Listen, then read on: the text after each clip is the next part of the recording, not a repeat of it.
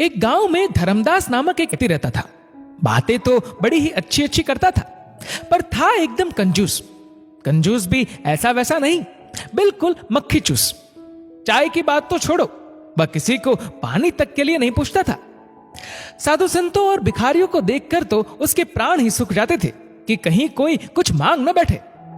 एक दिन उसके दरवाजे पर एक महात्मा आए और धर्मदास से सिर्फ एक रोटी मांगी। पहले तो धर्मदास ने महात्मा को कुछ भी देने से मना कर दिया, लेकिन जब महात्मा वहीं खड़े रहे तो वो उन्हें आधी रोटी देने के लिए ले आया। आधी रोटी देखकर महात्मा ने कहा कि अब तो मैं आधी रोटी नहीं, पेट भरकर खाना खाऊंगा। इस पर धर्मदास ने कहा कि अब वह कुछ नहीं देगा। महात्मा रात भर चुपचाप भूखा प्यासा धर्मदास के दरवाजे पर खड़ा रहा। सुबह जब धर्मदास ने महात्मा को अपने दरवाजे पर खड़ा देखा तो सोचा कि अगर मैंने इसे भर पेट खाना नहीं खिलाया और ये भूख प्यास से यहीं पर मर गया तो मेरी बदनामी होगी, बिना कारण साधु की हत्या का दोष लगेगा। धर्मदास ने महात्मा से कहा कि बाबा तुम भी क्या याद करोगे, आओ पेट भरकर खाना खा लो। महात्मा भी कोई ऐसा वैसा नहीं था। धर्मदास की बात सुनकर महात्मा ने कहा कि अब मुझे खाना नहीं खाना, मुझे तो एक कुआं खुदवा दो। लो, अब कुआं बीच में कहां से आ गया? धर्मदास ने साधु महाराज से कहा। धर्मदास ने कुआं खुदवाने से साफ मना कर दिया। साधु महाराज फिर रात भर चुपचाप भूखा प्यासा धर्मदास के दरवाजे पर खड़ा रहा। अगले दिन सुबह भी जब धर्मदास ने साधु महात्मा को भूखा प्यासा अपने दरवाजे पर ही खड़ा पाया तो सोचा कि अगर मैंने कुआं नहीं खुदवाया तो यह महात्मा इस बार जरूर भूखा प्यासा मर जाएगा और मेरी बदनामी होगी। धर्मदास ने काफी सोच विचार किया और महात्मा से कहा कि साधु बाबा, मैं तुम्हारे लिए एक कुआं खुदवा देता हूं और इससे आगे अब कुछ मत बोलना। नहीं, एक नहीं, अब तो 2 कुएं खुदवाने पड़ेंगे। महात्मा की फरमाइशें बढ़ती ही जा रही थी। धर्मदास कंजूस जरूर था पर बेवकूफ नहीं। उसने सोचा कि अगर मैंने 2 कुएं खुदवाने से मना कर दिया तो ये कल 4 कुएं खुदवाने की बात करने लगेगा। इसलिए धर्मदास ने चुपचाप 2 कुएं खुदवाने में ही अपनी भलाई समझी। कुएं खुदकर तैयार हुए तो उनमें पानी भरने लगा।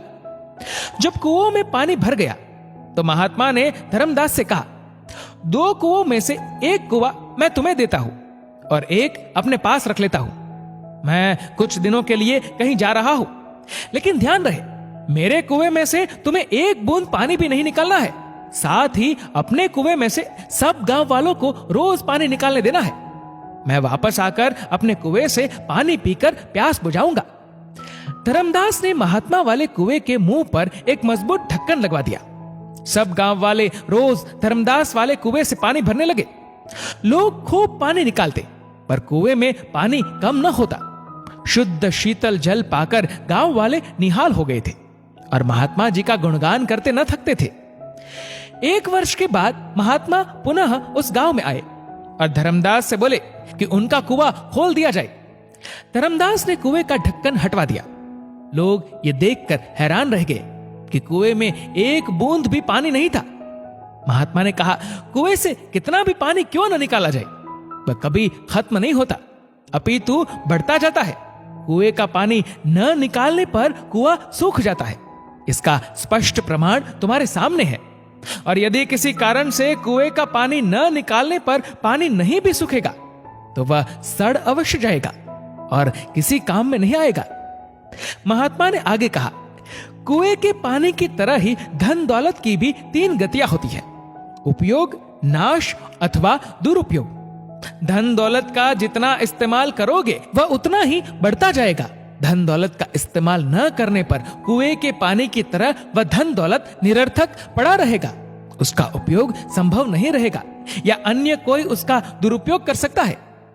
अतः अर्जित धन दौलत का समय रहते सदुपयोग करना अनिवार्य है। ज्ञान की भी यही स्थिति होती है। धन दौलत से दूसरों की सहायता करने की तरह ही ज्ञान भी बांटते चलो। हमारा समाज जितना अधिक ज्ञानवान, शिक्षित व सुसंस्कृत होगा उतनी ही देश में सुख, शांति और समृद्धि आएगी। ज्ञान बांटने वाले अथवा शिक्षा का प्रचार प्रसार करने वाले का भी कुएं के जल की तरह ही कुछ नहीं घटता, अपितु बढ़ता ही है। हम बदलेंगे, युग बदलेगा। दोस्तों, इस वीडियो को लेकर आपकी क्या राय है नीचे कमेंट करके जरूर बताएगा। और अगर आपको वीडियो अच्छा लगा हो तो इस वीडियो को लाइक करेगा, शेयर करेगा ज्यादा से ज्यादा लोगों तक। और ऐसे ही और भी इंस्पिरेशनल वीडियोस के लिए सब्सक्राइब करें हमारे यूट्यूब चैनल को और फेसबुक पर फॉलो करें हमारे पेज को। धन्यवाद।